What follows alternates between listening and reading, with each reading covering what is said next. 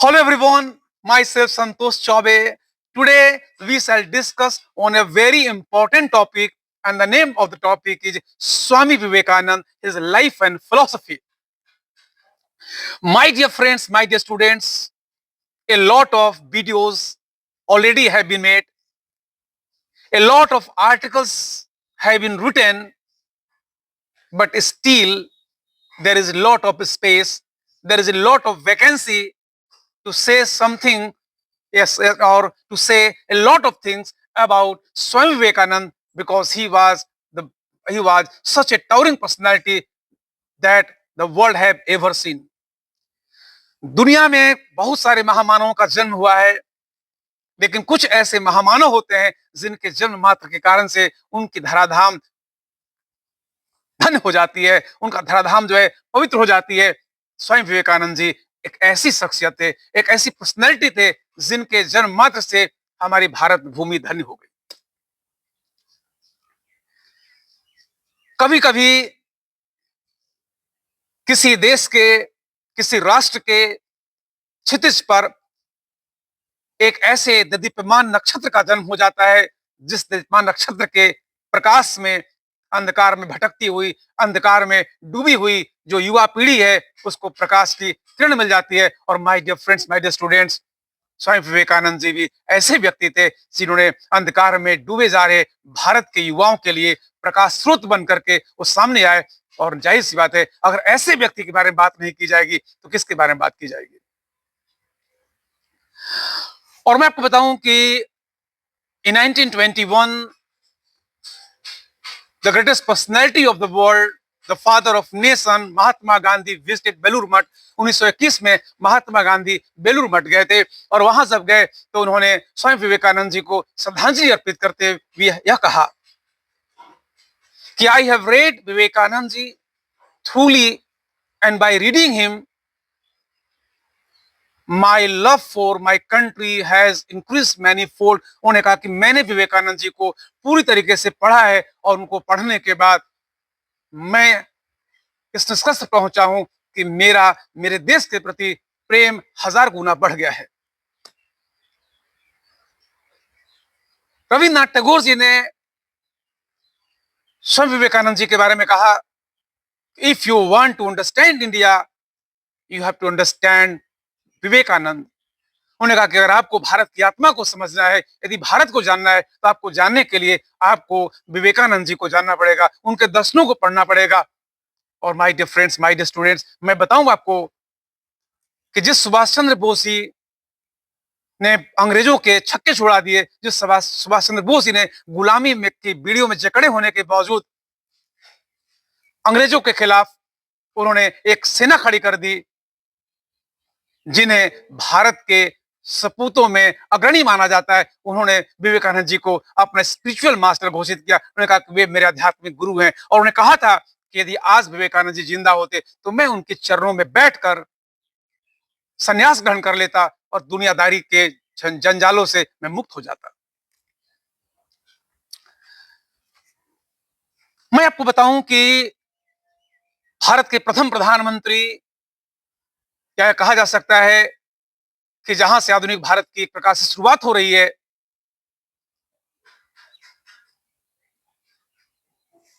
भारत के प्रथम प्रधानमंत्री पंडित जवाहरलाल नेहरू ने विवेकानंद जी के बारे में कहा कि he is man of fire,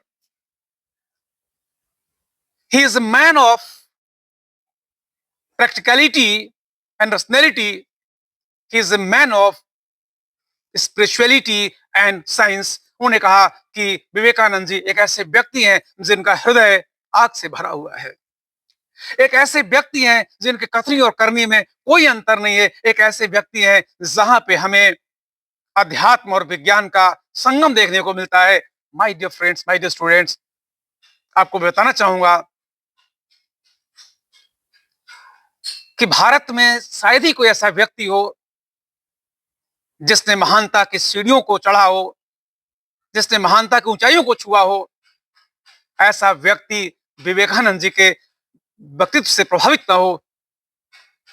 और इसमें मैं आपको बताना चाहूंगा कि चाहे वो भारत के महान राष्ट्रपति, महान वैज्ञानिक एपीजे अब्दुल कलाम साहब हों या भारत के वर्तमान प्रधानमंत्री नरेंद्र मोदी जी हों, चाहे वो दिल्ली के मुख्यमंत्री अरविंद केजरीवाल हों, चाहे ममता बनर्जी हों, पश्चिम बंगाल की मुख्यमंत्री या फिर सामाजिक कार्यकर्ता अन्ना हजारे साहब हों, सभी के प्रेरणा स्रोत हैं आपको स्वयं विवेकानंद।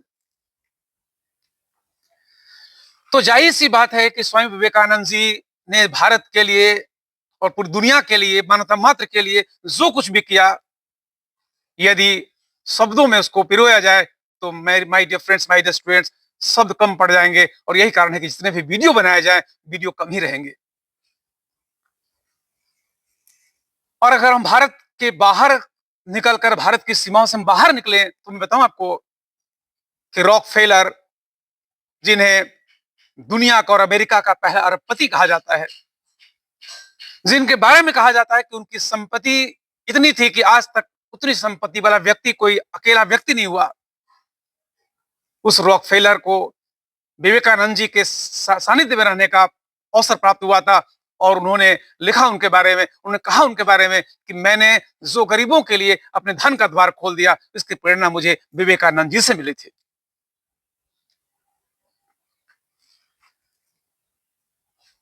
ट्रांसफॉर्मर के आविष्कारक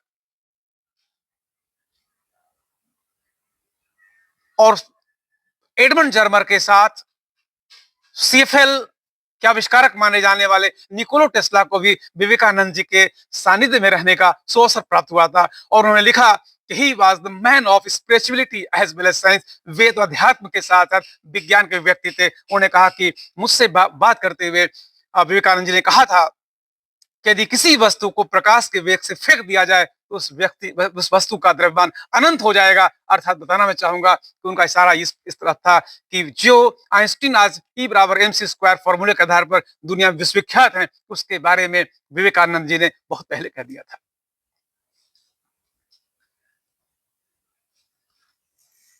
चाहे वो नेल्सन मंडेला हो, चाहे बराक ओबामा हो, दुनिया के तमाम ऐसे शख्सियत जिनके सामने आज वर्तमान जो विश्व है वो नतमस्तक दिखाई देता है, ऐसे सभी लोगों के प्रेरणा स्रोत रहे हैं विवेकानंद जी। इसलिए my dear friends, my dear students, हम लोग का एक कर्तव्य हो जाता है कि हम लोग उनको, उनके जन्मदिन को सेलिब्रेट करें, उनके जन्मदिन को युवाओं के प्रेरणा स्रोत के रूप में हम लोग बात करें। क्योंकि अगर भारत के युवाओं की बात की जाए तो मैं कहना चाहता हूं कि भारत में करोड़ों ऐसे युवा जो अपने जीवन में कुछ ऊंचाइयों को प्राप्त करना चाहते हैं, जो अपने जीवन में इतिहास बनाना चाहते हैं, जो इस धराधाम पे अपनी कुछ यादों को छोड़ के जाना चाहते हैं।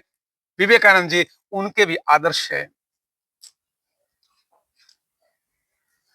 और यही कारण है कि कृतज्ञ भारत की सरकार ने 17 अक्टूबर 1984 को यह घोषणा की कि विवेकानंद जी के जन्म दिवस को हम लोग भारत में राष्ट्रीय युवा दिवस के रूप में मनाएंगे। और माय डियर फ्रेंड्स, 12 जनवरी 1985 से प्रत्येक वर्ष हम लोग भारत में नेशनल यूथ डे या राष्ट्रीय युवा दिवस के रूप में 12 जनवरी को मनाते हैं। और यही नहीं, जिस संभाषण के कारण विवेकानंद जी रातों रात विश्वविख्यात हो गए थे, 11 सितंबर 1893 से 27 सितंबर 1893 के बीच में, 17 दिनों के बीच में उनके जो कई भाषण हुए थे, उन भाषणों कारण से उनको दुनिया जानने लग गई थी। My dear friends, my student, बताऊं मैं आपको यही कारण है कि 11 सितंबर को प्रत्येक वर्ष मनाया जाता है यूनिवर्सल ब्रदरहुड डे, सार्वभौम विश्व दिवस। क्योंकि विवेकानंद जी का यह मानना था कि यह जो हम सीमाओं में अपने आप को बांध देते हैं, जातियों की सीमाओं में, धर्म की सीमाओं में, देश की सीमाओं में, ये सीमाएं सब बेकार हैं। क्योंकि हम सब एक ही ईश्वर के अंश हैं और इसलिए हम सब भाई भाई हैं। और इस कारण से वह यूनिवर्सल ब्रदरहुड की बात करते थे, वह वैश्विक भ्रातृत्व की बात करते थे। और कहते भी थे कि हमारे उपनिषदों में भी यह लिखा हुआ है, ये हमारी संस्कृति का अंश है कि अयम निज परो वेति गणना लघु चेतसाम उदार चरिता नाम तू वसुधैव कुटुंबकम। यह तुम्हारा है, यह हमारा है। ऐसा सोचने वाले व्यक्ति का हृदय बहुत छोटा होता है। जिसका हृदय उदात होता है, जिसका हृदय बहुत विशाल होता है, उसके लिए तो संपूर्ण संसार ही अपना परिवार है। तो चलिए हम लोग थोड़ी से उनके जीवन के बारे में बात करें। और फिर उनके दर्शनों के बारे में बात करें। मैं वीडियो को लंबा बनाना नहीं चाहता हूं, क्योंकि आज की जो युवा पीढ़ी है, पता नहीं उसको क्या हो गया है। वो अपने समय को इस तरीके से बर्बाद कर रही है, अपने जीवन को इस प्रकार से बर्बाद कर रही है कि अगर आज स्वामी विवेकानंद जी होते तो आज उनको अपने देश और इस विश्व के युवा पीढ़ी को देखकर बहुत तकलीफ होता। तो मैं जानता हूं कि आपके पास समय बहुत कम होगा इस वीडियो को देखने के लिए, क्योंकि आपके पास you have lot of work. फिर भी मेरे उन सारे विद्यार्थियों को जिन्होंने सदैव सदैव मेरे विचारों का सम्मान किया है, मैं उनको सोच करके ये वीडियो बना रहा हूं। तो my dear friends, my dear students, आज ऐसे मेरा बर्थडे भी है 14 जनवरी को। हालांकि मैं 12 जनवरी को ही यह वीडियो बनाने वाला था, लेकिन इसमें यात्रा पे हूं और इस कारण से मुझे टाइम नहीं मिल पाया। और अंततः मैंने अपना यह कर्तव्य मानते हुए कि मुझे आपको कुछ देना है, तो मैं ये वीडियो आपके लिए बना रहा हूं। तो देखिए, मैं बताऊं आपको कि 12 जनवरी 1863 को विवेकानंद जी का जन्म हुआ। विवेकानंद जी 10 भाई बहन थे।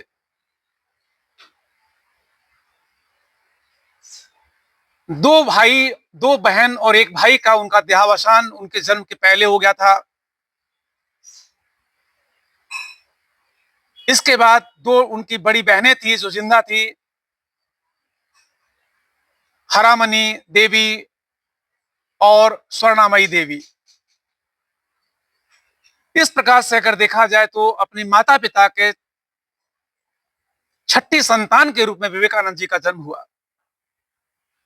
बड़ी मिन्नतों के बाद, बड़ी पूजा पाठ के बाद, भगवान शिव की आराधना करने के पश्चात उनका जन्म हुआ। इसलिए बचपन में उनका नाम रखा गया वीरेश्वर, जो भगवान शिव का भी एक नाम है। और प्यार से उनको घर वाले बीरू बुलाते थे। बीरू पता नहीं कब से बिल्लो हो गया, और उनके पिताजी ने स्कूल के लिए उनका नाम रखा नरेंद्र नाथ दत्त, और प्यार से उनको घर के लोग नोरेन भी कहते थे। तो बताऊं अब मैं आपको कि विवेकानंद जी भारत की जिस दरिद्रता से, जिस गरीबी से, जिस सामाजिक दुर्बलता से पीड़ित थे, कुछ कुछ उनके जीवन का भी ये सब दर्द था। घर में धन धान की कोई कमी नहीं थी। उनके पिताजी विश्वंभर नाथ दत्त कलकत्ता के बहुत बड़े वकील थे, और उनके दादाजी दुर्गादास दत्त, जिन्होंने वकालत में बहुत पैसा कमाया था, लेकिन बताऊं आपको कि मात्र 25 वर्ष की अवस्था में सब कुछ धन दौलत छोड़कर वे संन्यास ग्रहण कर लिए थे। तो मैं आपको बताना चाहूंगा कि उनके जो 10 भाई बहन थे, उन 10 भाई बहनों में से वे 5वें थे। और उसके बाद उनकी 2 बहनें थी, किरण बाला देवी और जोगिता बाला देवी, और 2 भाई थे, छोटे भाई महेंद्र दत्त और नोरेन और भूपेंद्र दत्त। तो कुल मिला जुलाकर मैं बताना चाहूंगा कि 10 भाई बहन में से जो उनके पास जो भाई बहन थे लोग, ये 5 भाई बहन जिंदा थे। लेकिन मैं बताना चाहूंगा कि जो 5 भाई बहन जिंदा थे, उनमें से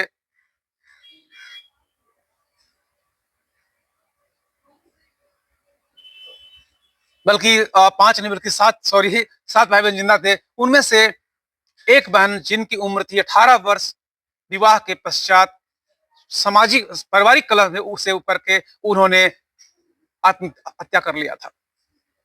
एक बहन जो उनकी 23 वर्ष की थी, उन्होंने भी पारिवारिक कलह से ऊपर के आत्महत्या कर लिया था। एक बहन जो 18 वर्ष की थी, जब प्रसव पीड़ा हुआ उनको, उस समय बच्चे को जन्म देने के समय उनका देहावसान हो गया। तो my dear friends, my dear students, मैं बताऊं आपको किस प्रकार से वे उनके जो भाई बहन जिंदा थे, उनमें से मात्र मैं कहना चाहूंगा कि विवेकानंद जी एक हो गए, दूसरा उनकी बहन जो सूर्यमणि देवी थी, दो हो गई, और महेंद्र और नरेंद्र, करीब चार भाई बहन ये लोग जो है ये जिंदा थे, और बाकी बात इनका जो इनके भाई बहन जो है वे मर गए। तो मैं आपको ये बताना चाहता हूँ कि देखिए, कहते हैं ना कि जब तक इंसान को अपने जीवन में दर्द नहीं मिलता, तब तक इंसान दूसरे को दर्द को नहीं समझता।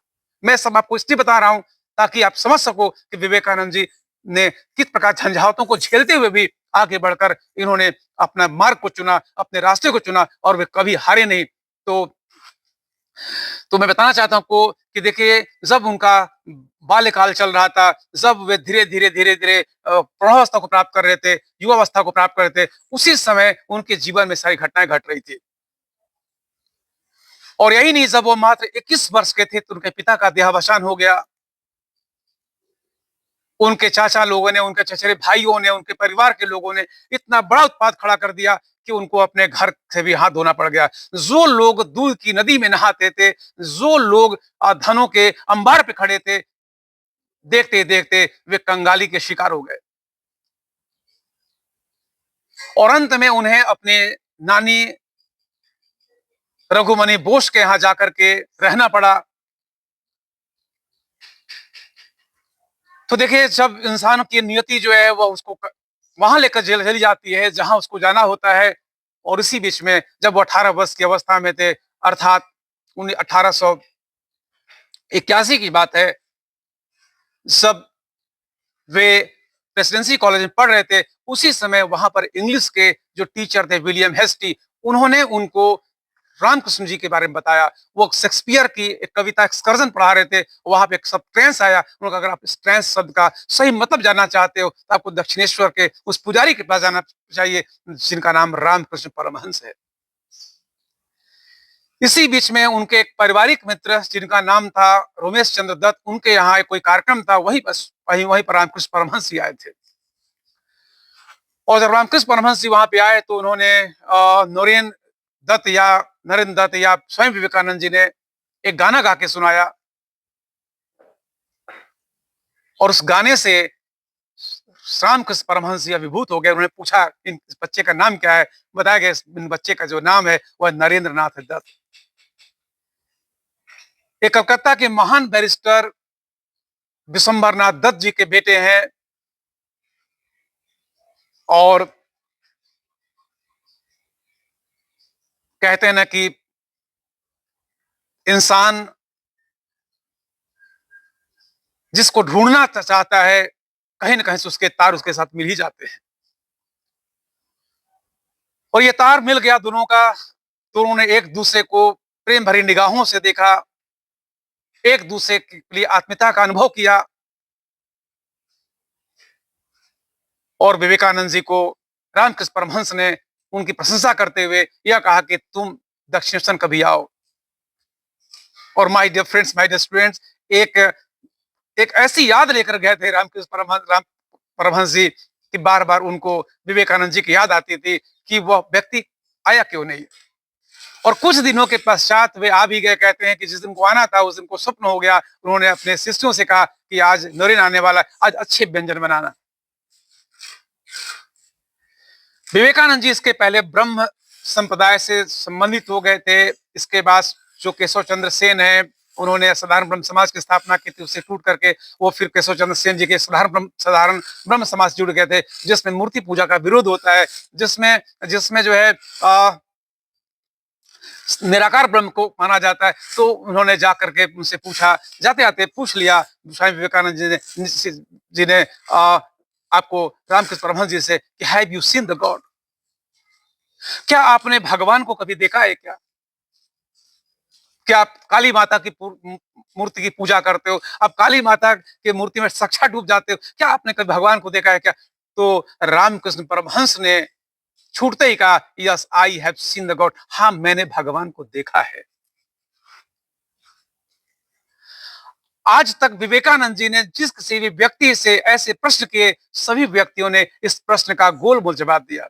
सभी व्यक्तियों ने इस प्रश्न का घुमा फिरा कर जवाब दिया, लेकिन रामकृष्ण परमहंस को पहला ऐसा व्यक्ति मिला जिसने इसका सीधा उत्तर दिया, हाँ मैंने भगवान को देखा है। उन्होंने कहा कि कण कण में भगवान है, सिर्फ तुम्हें अपने नेत्र को खोलना पड़ेगा। तुम्हें सिर्फ अपने मन के अंदर के नेत्र को खोलना पड़ेगा, और जिस दिन तुम्हारे मन के अंदर के नेत्र खुल गए, उस दिन तुम्हें इस कण कण में ईश्वरी दिखाई देगा। वो चाहे काली माता की मूर्ति हो, या मैं हूं, या तुम हो। और उन्होंने कहा तक जहां तक साक्षात्कार की बात है, तो मैंने काली माता का साक्षात दर्शन किया है। इसी बीच बताऊं मैं आपको कि 1881 घटना थी। 84 में 1884 में विवेकानंद जी के पिताजी का देहावसान हो गया। घर से सर से छत चला गया, रोजी रोजगार की समस्या आ गई। हालांकि उनका स्नातक अभी भी पूरा हुआ था, और इस प्रकार से उनको बड़ी प्रयास के बाद उनको एक छोटी सी नौकरी मिल गई। लेकिन बताऊं कि वहां पे भी उनके लिए एक सरप्राइज था कि जिस विवेकानंद जी के दर्शन से, जिनकी शिक्षाओं से आज पूरा विश्व अभिभूत है, वहां पर राजनीति कारण से विद्यार्थियों से लिखवा दिया गया, he is not a good teacher, he is not fit for teaching. और बड़ी मुश्किलों से जो उन्हें पढ़ाने का, अध्यापन का कार्य मिला था, वो भी उनके हाथ जाता रहा। तो कहते हैं एक दिन फ्रस्ट्रेशन में विवेकानंद जी पहुंचे रामकृष्ण परमहंस जी के पास। उन्होंने कहा कि आप तो कहते हो कि मां सब जानती है, आप तो कहते ईश्वर को सब पता है, मैं एक ऐसा व्यक्ति हूं जो गायन में पारंगत है, जो वादन में पारंगत है, जो शरीर से बलिष्ठ है, जो विद्वान भी है, जो देखने में सुंदर भी है, लेकिन मेरे पास आज अपने भाई बहनों को खिलाने के लिए दो दाना अनाज भी नहीं है। मेरे पास कोई कार नहीं है, मैं कुंठा में डूबा हुआ हूं। कहां है आपका भगवान? और यदि आपका भगवान है, तो आप जाओ उस ईश्वर के पास, जाओ उस भगवान के पास, मेरे दर्द को बताओ और मेरे दर्द का इलाज कराओ। रामकृष्ण परमहंस मुस्कुराते हुए, बड़े शांतचित्त होते हुए उन्होंने कहा कि बेटा, वो सिर्फ मेरी मां नहीं है, वो सिर्फ मेरे भगवान नहीं है, वो तुम्हारा भी भगवान है, वो तुम्हारी मां है। जाओ, तुम जाओ। जिस बच्चे को प्यास लगती है, जिस बच्चे को भूख लगती है, उस बच्चे को बताना पड़ता अपनी मां को कि मुझे प्यास लगी है, मुझे भूख लगा है। तुम जाओ, तुम बोलो कि हे मां, मैं दर्द में हूं, मैं दुख में हूं, आप मेरे दर्द को, मेरी पीड़ा को हरो। क्योंकि जो कुछ भी दर्द को मिटाने के लिए मुझसे होना चाहिए था, मैंने किया, लेकिन फिर भी सब व्यर्थ हो गया। और कहते हैं स्वयं विवेकानंद जी गए काली मां के सामने और उनकी मूर्ति के सामने खड़े हो गए। कुछ देर के बाद वे वापस लौटे। स्वामी रामकृष्ण परमहंस ने पूछा उनसे, क्या तुमने मांगा उनसे? बोला, क्या मांगना था? अरे बोला, तुम धन मांगने गए थे, नौकरी मांगने गए थे। अरे बोला कि नहीं, मैं मांग पाया। उन्होंने कहा फिर से प्रयास करो। दोबारा गए और फिर तीसरी बार भी जाना पड़ा उनको। घंटों बीत गए। रामकृष्ण परमहंस ने जाकर देखा तो विवेकानंद जी की आंखों से अश्रुओं की धारा बह रही है, और उनके मुंह से निकल रहा है, हे माता, मुझे ज्ञान दो, मुझे विवेक दो, मुझे संसार के अंधकार को मिटाने की शक्ति दो।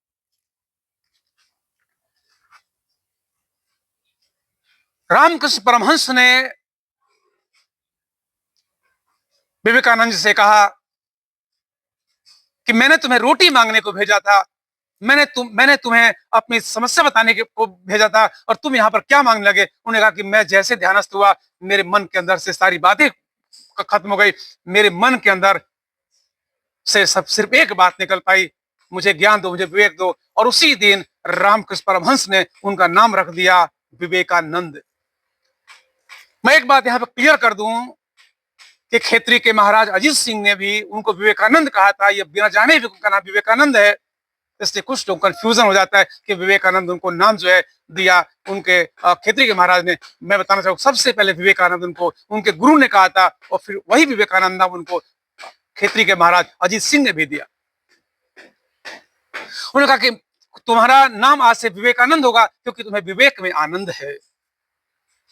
You have bliss in wisdom, you have bliss in knowledge, you want to remove the ignorance of the world, so you are Vivekananda.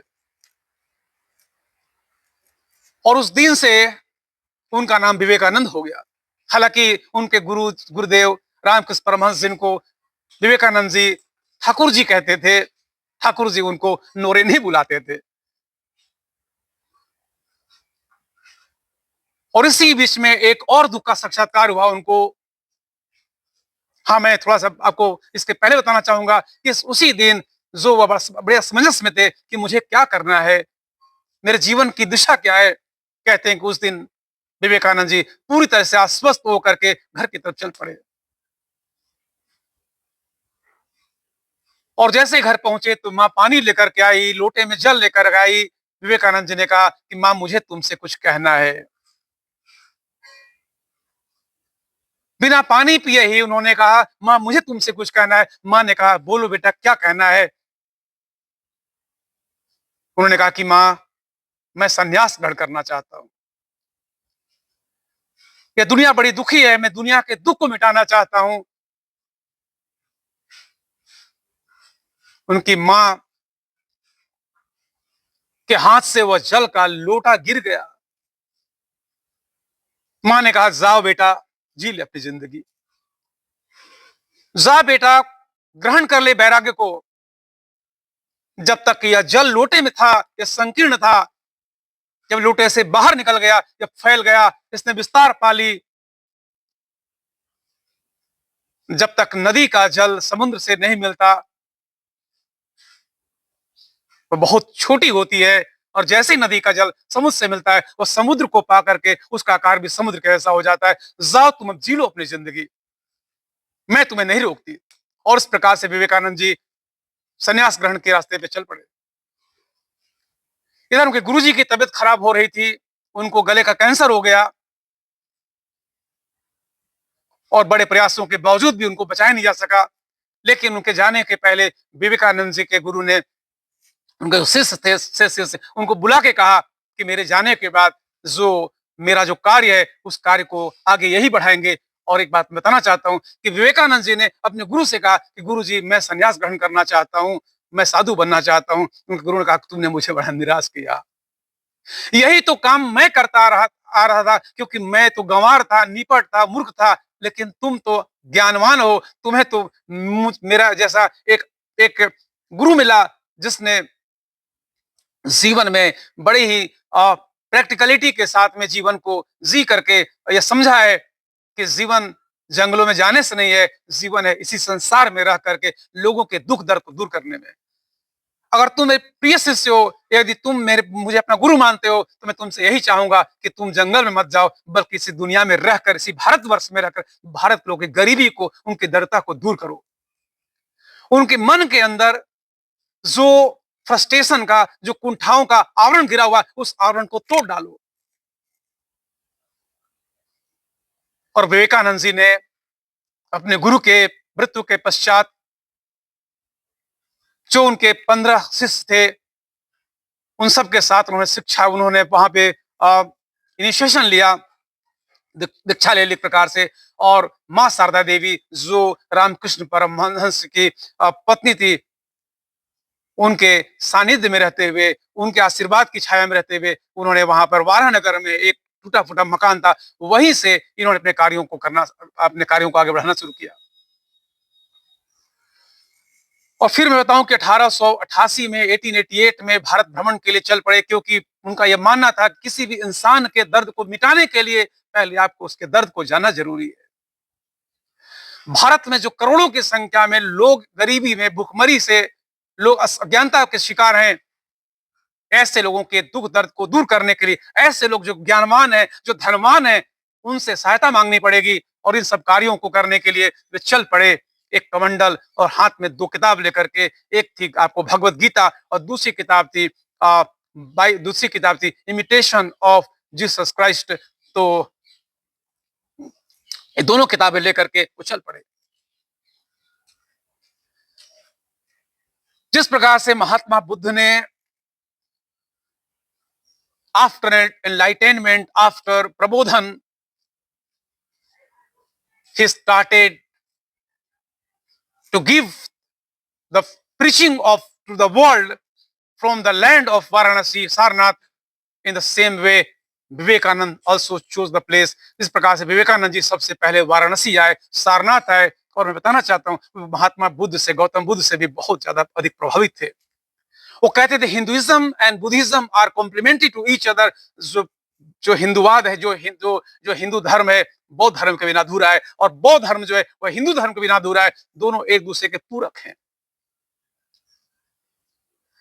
तो उन्होंने पहले वाराणसी गए, फिर वहां से वो भारत के कई शहरों में गए, मथुरा, वृंदावन। और वृंदावन में एक छोटी सी घटना घटी जिसका जिक्र मैं आपसे करना चाहूंगा। जब वृंदावन में आए तो वहां पर उनकी मुलाकात एक ऐसे व्यक्ति से हुई जो व्यक्ति हुक्का पी रहा था। विवेकानंद जी ने कहा मुझे भी हुक्का पीना है। उस आदमी ने कहा कि साहब माफ करिए, ये हुक्का मैं आपको नहीं दे सकता। उन्होंने कहा क्यों? उन्होंने कहा इसलिए क्योंकि मैं कुजात हूं, मैं अछूत हूं, और आप अगर मेरा हुक्का पिएंगे तो आपकी जाति चली जाएगी, आपको छूत लग जाएगा। विवेकानंद जी ने कहा कि नहीं मुझे चाहिए। उसने कहा मैं आपको नहीं दे सकता। फिर विवेकानंद जी को याद आया कि हाँ यार सही बात कह रहा है। वहां से चल पड़े। जैसे कुछ दूर गए, उन्होंने कहा कि शायद अभी भी मेरे अंदर का अंधेरा मीठा नहीं है। मैं तो जातियों के इस दुष्चक्र को तोड़ना चाहता हूं। मैं तो जातियों के बंधन को तोड़कर संपूर्ण मानवता को एक समुद्र के अंदर पिरोना चाहता हूं। और यदि मैंने यह सोच लिया कि यह किसी विशेष जाति का व्यक्ति है, इसलिए मुझे हुक्का नहीं पीना चाहिए, तो मैं अपने कथनी को करने में बहुत अंतर करूंगा। और फिर वो लौट के जाते, उन्होंने कहा कि नहीं भाई मुझे हुक्का पीना ही, और उससे छीन करके हुक्का उन्होंने पी लिया।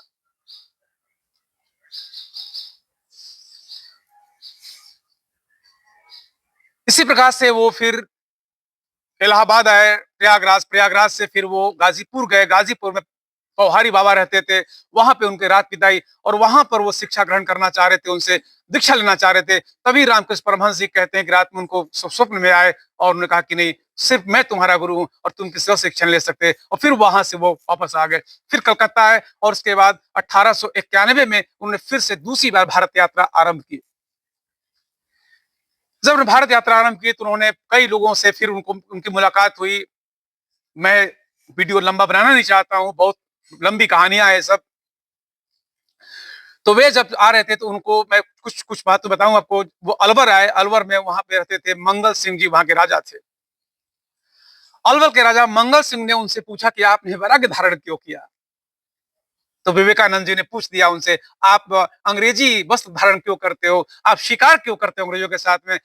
मंगल सिंह जी ने कहा मुझे आपका यह उत्तर अच्छा नहीं लगा। प्रश्न के बदले में प्रश्न, यह कैसी बात है? उन्होंने कहा कि नहीं, आप मुझे सिर्फ ये बता दीजिए कि आपको यदि शिकार पसंद है, अंग्रेज लोग पसंद है, तो मुझे सन्यास पसंद है, क्योंकि मेरी यही अंतरात्मा कहती है।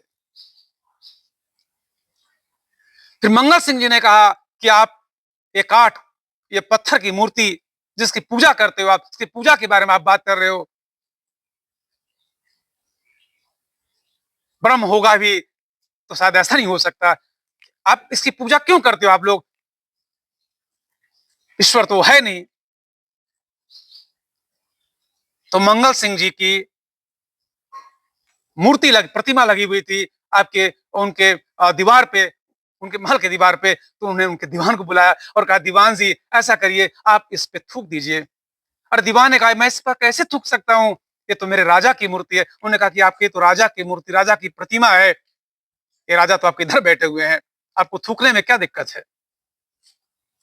उसने कहा भले ही अब मेरे राजा की प्रतिमा है, राजा की मूर्ति है, उनके चित्र हैं, लेकिन मैं इसमें उसको थूक नहीं सकता क्योंकि मेरे लिए पूज्य है। उन्होंने कहा कि इन द सेम वे, जो काठ है, जो पत्थर है, उसमें भले देवता ना हो, भले उस मूर्तियों में कुछ ना हो, लेकिन ये हम उनमें आस्था रखते हैं। हम वो प्रतीक के रूप में रखते हैं, इसलिए हम उसका सम्मान करते हैं, उसका आदर करते हैं। और मंगल सिंह जी को उनके प्रश्न का उत्तर मिल गया। मंगल सिंह जी ने उनको उनके चरणों में गिर गए। वो समझ गए कोई साधारण इंसान नहीं है, ये कोई साधारण बैरागी नहीं है, ये कोई साधारण साधु नहीं है। फिर वहां से वो खेतरी के महाराज अजीत सिंह जी के पास गए। अजीत सिंह के दरबार में जाते हुए ही उन्होंने पूछ लिया उनसे, क्या आप सुखी हैं? अजीत सिंह ने कहा, यह कैसा प्रश्न है, आप अपना परिचय दीजिए। उन्होंने कहा, मैं आपसे पूछता हूं, क्या आप सुखी हैं? अजीत सिंह ने कहा, मैं धन धान से परिपूर्ण हूं, मेरे दरबार में इतने सारे लोग रहते हैं, सब मेरा सम्मान करते हैं, मेरा मेरा आदर करते हैं। विवेकानंद जी ने कहा, मुझे लगता है कि शायद आप सुखी नहीं हैं। जब तक किसी भी इंसान के आसपास रहने वाले लोग पूरी तरह से सुखी ना हो, एक राजा जिसकी प्रजा सुखी ना हो, जिस राजा के राज्य में गरीब, दरिद्र, लाचार, भिखारी, अशिक्षित लोग रहते हो, वो राजा सुखी नहीं हो सकता। और अजीत सिंह जी ने उनको उनके चरणों में गिर गए और समझ गए कि ये कोई साधारण व्यक्ति नहीं है। और उन्होंने बात उनको बताया कि आप बात सही कह रहे हैं कि मैं वास्तव में सुखी, मेरा मन कचोटता रहता है। और एक बड़ी सबसे बड़ी पीड़ा यह है कि मेरे पास सब कुछ तो है, लेकिन मुझे औलाद नहीं है, मुझे आशीर्वाद दीजिए, मुझे पुत्र की प्राप्ति हो जाए। विवेकानंद जी ने कहा कि आप परेशान मत होइए, आज नहीं कल आप धैर्य रखिए, आपको पुत्र की प्राप्ति भी होगी। और शाम का समय विवेकानंद जी के साथ में बहुत सारे लोग दरबार में बैठे हुए, एक नर्तकी आई, उसने गाना शुरू किया, प्रभु मेरे अवगुण चित न धरो, सूरदास जी की पंक्तियां। विवेकानंद जी ने कहा, अरे मैं यहां से जा रहा हूं, मैं बैरागी हूं, और ये नर्तकी, इसके गाने में नहीं सुन सकता, इसके नृत्य में नहीं देख सकता। तो उस नर्तकी ने घूंघट में से ही कहा, फिर आपको गाने सुनने में क्या दिक्कत है? विवेकानंद जी ने फिर कहा कि नहीं मैं जा रहा हूं। फिर उसने गाना शुरू कर दिया कि प्रभु मेरे अवगुण चित्त न धरो, समदर्शी है नाम त्योहारो, एक लोहा पूजा को राखत, एक बधी घर परो, प्रभु अवगुण मेरे चित्त न धरो। उसने कहा, हे प्रभु मेरे अवगुण को आप चित्त मत धरिए। एक लोहा बधी के घर में भी रहता है और एक पूजा के भी काम आता है। और पारस पत्थर पे जब वह लोहा घिसता है तो लोहा पारस पत्थर यह भेद नहीं करता कि वह बधी के घर में रहने वाला लोहा है या इस पूजा के का लोहा है, वो दोनों को कंचन कर देता, सोना कर देता है। इसलिए आप तो ऐसे इंसान हैं जिसके लिए सब समान होना चाहिए, जिसके मानवता मात्र से आपको प्रेम होना चाहिए। आप यहां बैठकर भी अगर आप लिप्त हो जाते हो तो फिर आप बैरागी किस प्रकार से हो? और विवेकानंद जी कहते हैं, विवेकानंद जी ने उसका उठ करके उनके चरण पकड़ लिए उस व्यक्ति, उस स्त्री के। उसने कहा कि हे माँ, तुमने मेरे मेरे आंख खोल दिए, तूने मुझे सही शिक्षा दे दी कि माया मोह में रह करके भी व्यक्ति यदि उसे लिप्त नहीं होता तभी व्यक्ति बैरागी होता है। और यदि कोई व्यक्ति माया मोह से भागने की कोशिश करे और अंदर से लिप्त रहे तो व्यक्ति कहीं बैरागी नहीं हो सकता। और इस प्रकार से आपने मुझे बता दिया कि मैं इस संसार में रह करके भी सांसारिकता का सुख नहीं भोगने की लालसा दिखता हूं, तो ही मैं बैरागी हूं। और इस प्रकार से उनको सही वैराग्य की जानकारी मिली। इसके बाद वो गुजरात गए, महाराष्ट्र गए, कई दीवानों से, कई राजाओं से उनकी मुलाकात हुई और अंत में उनको भी एक शिष्य मिल गया। कहते हैं ना कि हर इंसान के जीवन में वही सर्कल होता है, एक गुरु रामकृष्ण परमहंस, एक शिष्य विवेकानंद, और फिर उनका एक शिष्य मिला जिसका नाम था पेरुमल अलसिंगा, जिनको प्यार से विवेकानंद जी अलचिंगा कहते थे। उसमें बात हो रही थी कि अमेरिका में एक धर्म पार्लियामेंट ऑफ रिलीजियंस अर्थात अर्थात धर्म का जो है महासम्मेलन होने जा रहा है। उसमें लोगों को, भारत की ओर से लोगों को जाने की जरूरत है। और उस समय बताऊं मैं आपको कि विवेकानंद जी दक्षिण भारत में जाकर उनके साथ कई घटनाएं घटी, लोगों ने जान लिया था उनको कि यही वो व्यक्ति है जो भारत का सही प्रतिनिधित्व करके हिंदुत्व को, जो जो हिंदू धर्म दुनिया का पर कभी सिरमौर थी, उस हिंदू धर्म को लोग सपेरों का धर्म कहने लगे हैं। उसको जो है लोगों ने यह मानना शुरू कर दिया है कि इस धर्म के अंदर केवल और केवल जो है कहानियां हैं, कपोल कल्पित कथाएं हैं।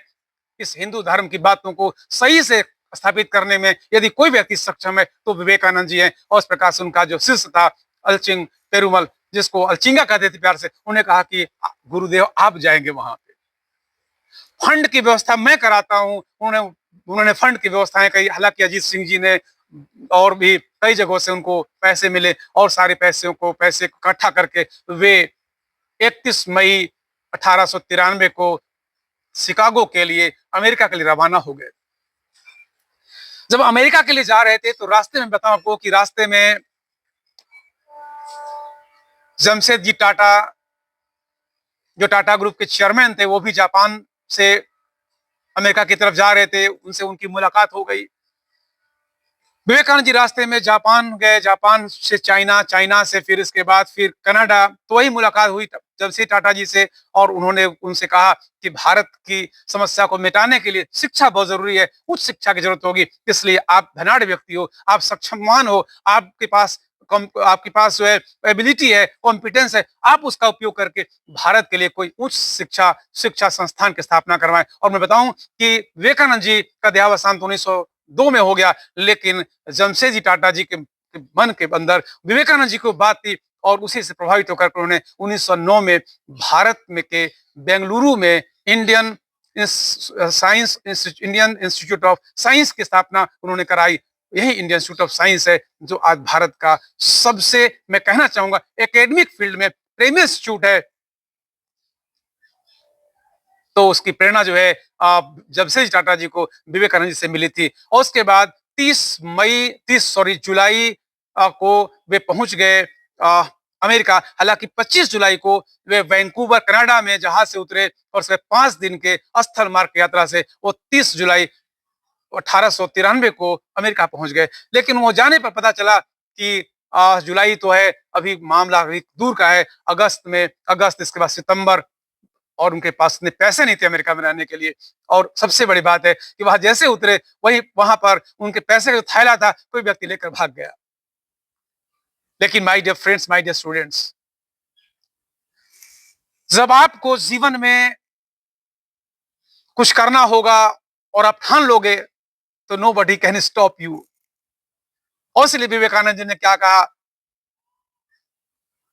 Arise awake and do not stop until you reach to your destination। उठो, जागो और तब तक चलते रहो, तब तक अपने लक्ष्य का पीछा करो जब तक तुम उसे पा न सको। और वहीं पर उनकी मुलाकात जो है एक मिस हिल नाम की महिला से हुई। उन्होंने उनको शरण दे दिया। इसी बीच उन्होंने पत्र लिखा अपने शिष्य को, अलचिंगा को। उन्होंने वहां से फिर कुछ फंड भेजे और इस सब से धीरे धीरे क्या हुआ, तब उन्हें एक बात की और जानकारी मिली कि उन्हें तो वहां पे जाने की स्पॉन्सरशिप नहीं है, वहां भाग नहीं पाएंगे। और इसके लिए उन्होंने हार्वर्ड विश्वविद्यालय के हेनरी रीड से मिलने गए। हेनरी रीड से मिले। हेनरी रीड ने उनकी बातों को सुनकर वो अभिभूत हो गए। उन्होंने कहा कि आपको उस सभा में नहीं बोलने का अधिकार देना वैसे ही है जैसे कि सूर्य से यह पूछना कि आपको चमकने का क्या अधिकार है। My dear friends, my dear students, Vivekananda ji के जीवन का वह क्षण आ गया जब दुनिया को बताना चाहते थे कि भारत की भूमि आज भी वह भूमि है जिसका जीडीपी कभी दुनिया का सिरमौर था। आज वही भूमि है जो दुनिया का धर्मगुरु था, जिसको पाने के लिए दुनिया के तमाम लोग आए। आज ही भारत वही है। जब उनको बोलने की बारी आई, लगभग सभा में 4000 से 5000 व्यक्ति बैठे हुए थे। दुनिया के अलग अलग धर्मों के नेता, अलग अलग एक से चटाजूट पढ़ाए हुए लोग। मात्र 30 वर्ष की अवस्था थी। वे मंच पे खड़े हुए पहले तो उनके मुंह से कुछ बोल न फूटता था, लेकिन इसके बाद उन्होंने सरस्वती माता का स्मरण किया और उसके बाद उन्होंने लिखा है कि जैसे लगा कि सरस्वती माता मेरे अंदर विराजमान हो गई। और उन्हें बोलना शुरू किया। पहला sentence brothers and sisters of America, brothers and sisters of America, my dear friends, my dear student, ये चलन ही नहीं थी दुनिया में कि कोई किसी को भाई और किसी को बहन कहे।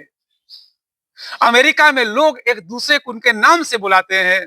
पश्चिम में लोग एक दूसरे को उनके नाम से बुलाते हैं। अपने दादा को, अपने पिता को छोड़कर बाकी बात किसी और को सम्मान नहीं करते। माँ को, पिता को, दादा को, बाकी बात वे सबको नाम से बुलाते हैं। ये पहली बार ऐसा इंसान आया मंच पे खड़ा हुआ जिसने सबको कहा मेरे भाइयों और बहनों। सिर्फ इस एक वाक्य से सभा में बैठे हुए तमाम हजारों की संख्या में लोग खड़े होकर के उन्होंने तालियों से उनका स्वागत करना शुरू कर दिया।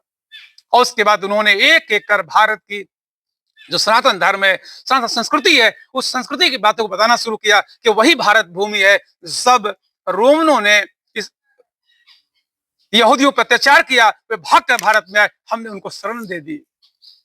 यह वही भारत है जहां पर ईरानियों पर जब अत्याचार किए गए वो भाग कर आए, हम उनको शरण दी और आज भी उनको शरण दिए हुए हैं। जो कोई यहाँ पे आया उसको हमने गले लगा लिया, क्योंकि हम एक ही बात जानते हैं, ये संपूर्ण संसार ही हमारा परिवार है। हम एक ही बात जानते हैं कि सभी धर्मों में अच्छाइयां होती हैं, सभी धर्मों में अच्छे तत्व होते हैं। सभी धर्म जो है नदियों की तरह मात्र हैं, सबको मिलना अंत में एक ही है, मानव मात्र के कल्याण का कार्य करना। और इसलिए हम भारत के लोग इसी में विश्वास करते हैं और इसीलिए हम सबसे प्रेम करते हैं। My dear friends, my dear students, अगले दिन अमेरिका के तमाम जो पत्र थे, जो न्यूज़पेपर थे, उसमें सबसे अधिक जिसकी खबर थी वो विवेकानंद जी की थी। और यही नहीं, जिस सभा में बोले बाद में जो वक्ता थे उनको बोलना बड़ा मुश्किल हुआ, क्योंकि बार बार लोगों की एक ही डिमांड थी, दर्शकों की एक ही डिमांड थी, once more Vivekananda, once more Vivekananda, once more Vivekananda. My dear friends, my dear student, आपको बताऊं कि विवेकानंद जी ने अभिभूत कर दिया था उस सभा को। और उसके बाद संपूर्ण अमेरिका में जो लोग रहते थे, प्रबुद्ध लोग रहते थे, लॉजिकल लोग रहते थे, उन्होंने उनका दिल खोलकर स्वागत किया। लेकिन कोई भी रास्ता इतना आसान नहीं होता। बड़ी मुश्किलों के बाद अमेरिका में गए, अमेरिका में मुश्किलों के साथ रहे और अमेरिका में लोगों ने उनको अपमानित करने का कोई भी कोई कसर बाकी नहीं छोड़ा। मैं एक दो घटनाओं की जिक्र करना यहाँ पे चाहूंगा। एक घटना घटी थी उनके जीवन में और वो घटना यह थी कि एक व्यक्ति ने उनसे मजाक उड़ाते हुए कहा कि बाबा जी, मैं आपको कुछ पैसे दे रहा हूं, आप जाकर अपने लिए कपड़े बनवा लो। ये आप जो लोट लंगोट लपेटे हुए हो, आपके पास अच्छे कपड़े होने चाहिए। उन्होंने कहा कि जेंटलमैन, मैं आपको एक बात बताना चाहता हूं कि आप जिस देश से संबंधित हो उस देश में जेंटलमैन बनाते हैं टेलर लोग, दर्जी लोग, और मैं जिस देश से हूं उस देश में लोग महान बनते अपने विचारों से। और मैं विचारों के सागर में डूबा हुआ व्यक्ति हूं, इसलिए मुझे किसी कपड़े की जरूरत नहीं है। एक महिला उनका ब्रह्मचर्य का जो व्रत था उसका टेस्ट करने आ गई। उसने कहा कि मैं आपसे शादी करना चाहती हूँ, मैं आपसे प्रेम करना चाहती हूँ। उन्होंने कहा कि मैं तो सन्यासी इंसान हूँ, मैं तो वैराग्य प्राप्त इंसान हूँ, मैं आपसे विवाह कैसे कर सकता हूँ। उसने कहा कि मैंने सुना है आपने कभी किसी को आज तक मना नहीं किया, इसलिए आप मुझे भी मना नहीं कर सकेंगे। विवेकानंद जी बड़े असमंजस में फंस गए। उन्होंने कहा कि आप मुझे ये बताओ कि आप मुझसे विवाह क्यों करना चाहती हो। उन्होंने कहा इसलिए विवाह करना चाहती हूँ क्योंकि मुझे आप जैसा दीप्तिमान, आप जैसा प्रतिभाशाली पुत्र चाहिए। विवेकानंद जी ने कहा कोई बात नहीं, मैं आपकी शिक्षा को पूर्ण करने के लिए तैयार हूं। मैं आपकी शिक्षा को पूर्ण करने को तैयार हूं। आपको मेरे जैसा पुत्र प्राप्त होगा और आज से मैं आपका पुत्र हुआ, आप मेरी मां हो। और उन्हें उस स्त्री के चरण पकड़ लिए। आप समझ सकते हो किस प्रकार के व्यक्ति थे स्वामी विवेकानंद जी। अमेरिका में जब वो रह रहे थे उसी समय वो फिर इंग्लैंड गए, वहीं पर उनको मुलाकात नोबेल मार्गरेट से हुई, जो बाद में उनकी शिष्या बन गई, जिनको उन्होंने नाम दिया था सिस्टर निवेदिता।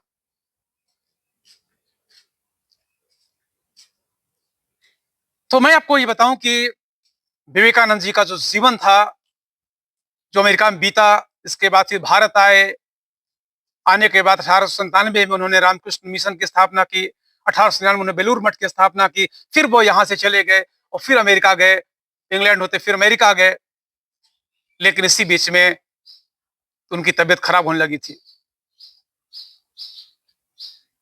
उनका शरीर अब जवाब देने लगा था और 4 जुलाई 1902 को शाम के 7 बजे उन्होंने अपने शिष्यों से कहा कि मैं साधना के लिए जा रहा हूं, मैं ध्यान के लिए जा रहा हूं। और वही ध्यान के लिए जब गए तो 2 घंटे के बाद उनका जो है ब्रह्मरंध्र फट गया, ये महासमाधिस्थ हो गए। और इस प्रकार से भारत ने एक ऐसा सपूत खो दिया जिसने भारत को न सिर्फ धार्मिक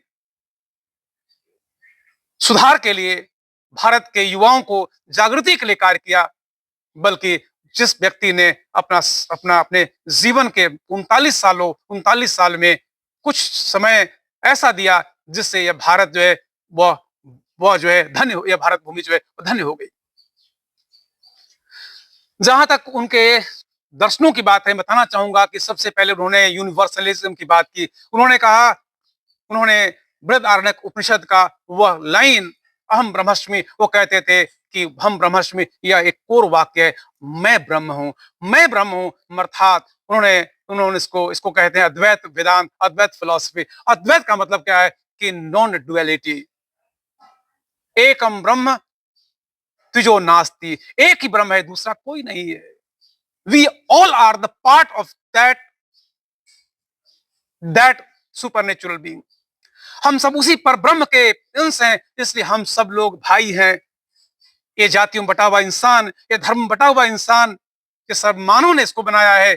हम सब उसी उसी परम पिता परमेश्वर के अंश हैं। और इस उपनिषद का वह मंत्र कि ओम पूर्णमद पूर्णमिदम पूर्णात पूर्णम उदच्यते पूर्णस्य पूर्णमादाय पूर्णमेवावशिष्यते, कि वह प्रकृति भी पूर्ण है, वह परब्रह्म भी पूर्ण है, और उसे निकल प्रकृति भी पूर्ण है, क्योंकि पूर्ण से पूर्ण निकाल देने पर पूर्ण ही से बचता है। क्योंकि हम सब उसी परम पिता परमेश्वर के अंश हैं, इसलिए हम सब भाई भाई हैं। इसलिए वे यूनिवर्सल ब्रदरहुड की बात करते थे। वो किसी देश या राज्य की सीमा की बात नहीं करते थे, वो सीमाओं से निकल करके आगे जाने की बात करते थे।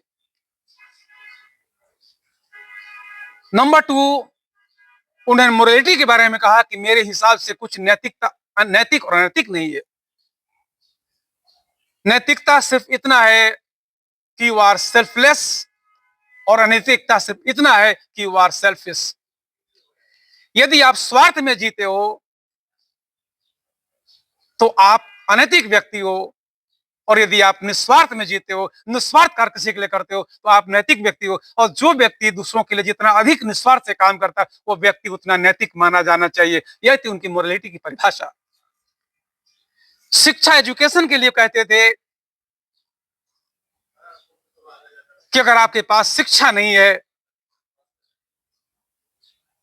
तो आप पशु के समान हो, पुष्प बिन पशु के समान हो।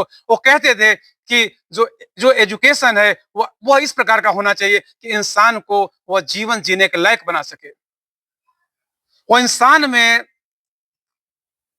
सेल्फलेसनेस पैदा कर सके, वो इंसान में फिलैंथ्रोपिक स्पिरिट पैदा कर सके, वो इंसान के अंदर प्रेम पैदा कर सके।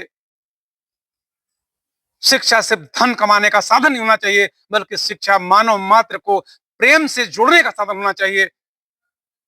और मैं बताऊं कि आज की जो वर्तमान समय में जो शिक्षा है, जब तक हम उस पर फोकस नहीं करेंगे, दुनिया की समस्या का, माय डियर फ्रेंड्स, हम समाधान नहीं कर पाएंगे। टीचर के बारे में कहते थे कि टीचर वह नहीं है जो विद्यार्थियों को विज्ञान की शिक्षा देता है, जो विद्यार्थियों को सत्य शिक्षा देता है। शिक्षक वो होना चाहिए जो जो हर एक व्यक्ति के अंदर जो ज्ञान छुपा हुआ है, उसके आग को जलाने का काम करे। वो कहते थे कि लकड़ी में आग तो पहले से है, सिर्फ चिंगारी का काम है उस लकड़ी की आग को भड़का देना। हर व्यक्ति परिपूर्ण अपने आप में शिक्षक काम होना चाहिए। उसके अंदर जो ताले की चाबी बंद है, उसमें चाबी लगा करके उस ताले को खोल दे, जिससे व्यक्ति दौड़ना शुरू कर दे। और यही कारण है कि वह हर व्यक्ति से कहते थे अपने आप को पहचानो। जिस दिन तुम अपने आप को पहचान जाओगे, जिसमें तुम आत्मदीपो भवा हो जाओगे, उस दिन तुम्हें जिंदगी में कोई रोक नहीं पाएगा। और वो कहते थे अगर तुम दुखी हो, पीड़ित हो, तो घबराओ नहीं, क्योंकि तुम्हारे अंदर तुम्हारी हर समस्या से लड़ने के लिए तुम्हारे पास ताकत मौजूद है। और इसीलिए उन्होंने कहा, कठोपनिषद का वो वाक्य कि उठो, जागो और तब तक आगे चलते रहो जब तक तुम अपने लक्ष्य को प्राप्त न कर पाओ। वो कहते थे कि स्त्री इस समाज की सबसे पीड़ित और वंचित वर्ग है। स्त्री समाज की सबसे बड़ी दर्द भी है और सबसे बड़ी दवा भी है। इस स्त्रियों की शिक्षा पर ध्यान देने की जरूरत है, और जब स्त्री शिक्षा प्राप्त कर ले तो उसके एम्पावरमेंट के लिए, उसके सशक्तिकरण के लिए सबसे बड़ी जो बात है वो यह है, स्त्री के ऊपर छोड़ दिया जाए उन्हें क्या चाहिए। हर इंसान को पता होता है उसे क्या चाहिए। आप जज मत बनो कि मुझे क्या देना है। अगर आप किसी को कुछ देने की कोशिश करते हो तो आप उसके ऊपर परोपकार करते हो, और किसी व्यक्ति को किसी से परोपकार लेना पसंद नहीं है। वो कहते हैं कि जब तक इस देश में भूखे लोग हैं, नंगे लोग हैं, अनपढ़ लोग हैं, ऐसे व्यक्ति जो सक्षम है, जो व्यक्ति देने के लायक है, मैं उन सबको देशद्रोही मानता हूं। क्योंकि आपने हर किसी एक व्यक्ति की कीमत पर कुछ न कुछ कमाया है, और जब तक आप अगर अगर आप किसी दूसरे को देने की इच्छा नहीं रखते हो तो समझ लो आपसे बड़ा देशद्रोही कोई नहीं है। तो my dear friends, my dear students, ये वीडियो लंबा हो रहा था, इसलिए मैं किसी और वीडियो में उनकी जो फिलॉसफी है वो फिलॉसफी पे एक एक करके मैं उन पर चर्चाएं करूंगा, उनसे बातें करूंगा। और मैं आज मेरा बर्थडे है, तो मैं इतना जरूर आप लोगों से कहूंगा कि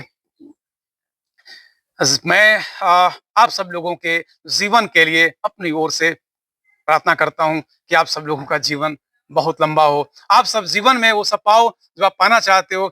मेरी ओर से आप सब लोगों को प्रणाम है, क्योंकि आप सब लोग भी ईश्वर के अंश हो। जैसे मैं भी एक ईश्वर का अंश हूँ, वैसे आप सब ईश्वर के अंश हो। हम सब लोग भाई भाई हैं, भाई बहन हैं। मैं सभी आप सबके अंदर बैठे हुए उस ईश्वर आत्मा को प्रणाम करता हूँ अंतर दिल से। मैं उसको आप लोग धन्यवाद करता हूँ, क्योंकि आज मैं जो कुछ भी हूँ आप सबों के आशीर्वाद और प्यार से हूँ। Thank you very much everyone, thank you so much.